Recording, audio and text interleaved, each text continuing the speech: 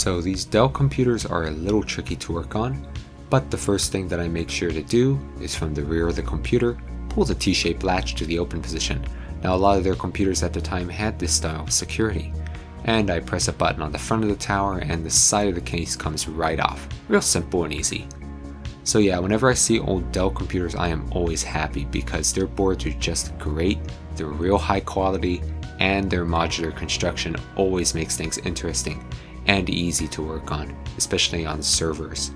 So yeah, I completely ignored that green pull tab and just ripped out the metal bracket, and we get a little surprise, a backplane board with expansion slots for IDE cards. So we have 3 of them installed in this case, and the cards that we have are relatively standard, nothing unusual, and yeah, so it's just extra material to process and sell.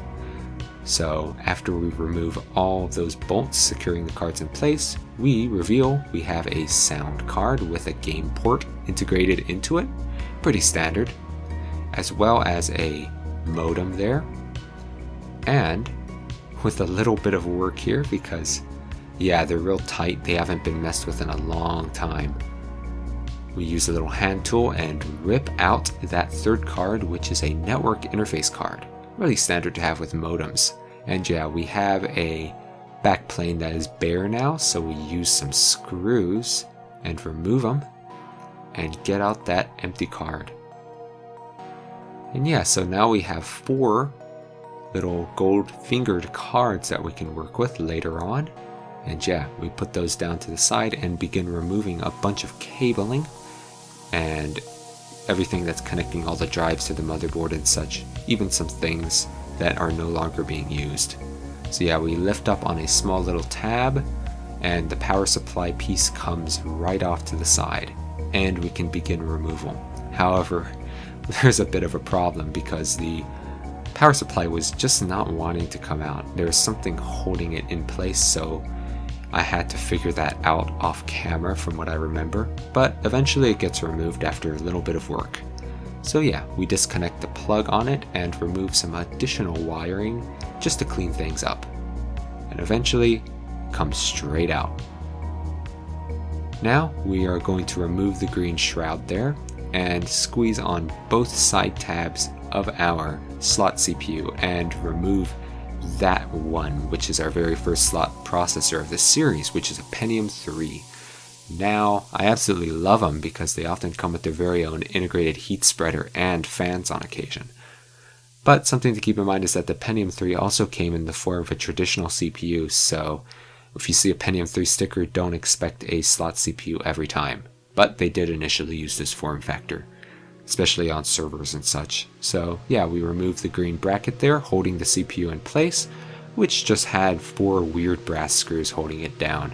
So yeah, something that's interesting about this board is that despite using a slot 1 CPU and not a traditional socket, these pins are very thickly plated and most yards will still take these motherboards as large socket grade, not a separate grade. So once that comes out, we can then remove all the other screws and out comes the motherboard. We pull off that case fan cooling the CPU and swing the power supply bracket right back in place.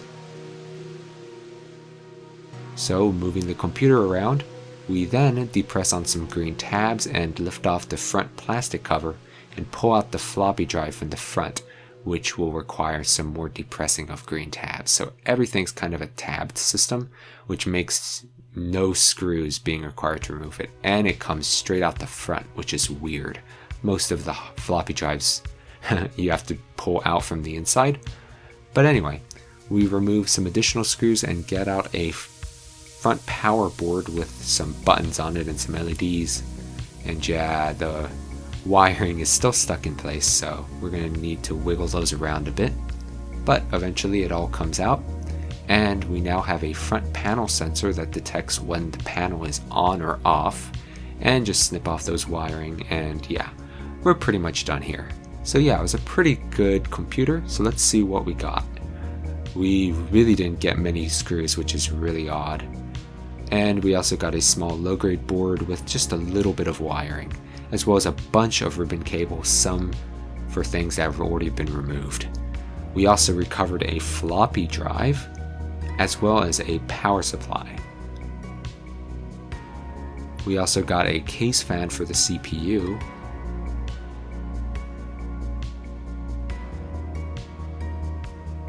And a bunch of cards with gold fingers. And best of all, the best thing with gold fingers is the Pentium 3 slot CPU. So that was very good, and here are our totals. And yeah, next time we will be opening up something just a bit newer. So yeah, I hope you enjoyed that video coming out, and thank you so much for watching.